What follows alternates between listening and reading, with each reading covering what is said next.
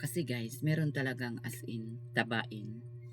Ako naman yung dalaga pa ako as in. Chubby naman ako, pero simula nung nag-asawa ako ng anak ako, siyempre nag-iiba na yung figure ng katawan mo.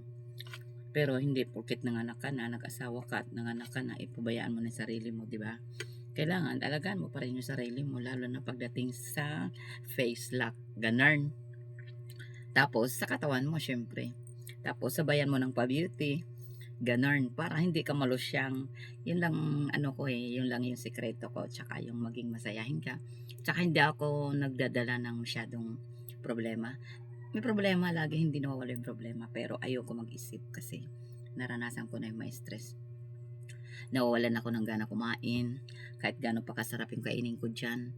Pag lunok ko, pag subo ko, hindi ko talaga malunok as in. Subok ko na yan, 2 times ko na yan na nangyari sa akin, kaya iniiwasan ko talaga mag-isip. Naranasan ko yung hindi ko naman sinasadya umiiyak, tapos bigla na lang umiiyak, lumuluha, tumutuloy yung mga luha ko, tapos wala akong gana kumain kasi punong-puno yung isip ko.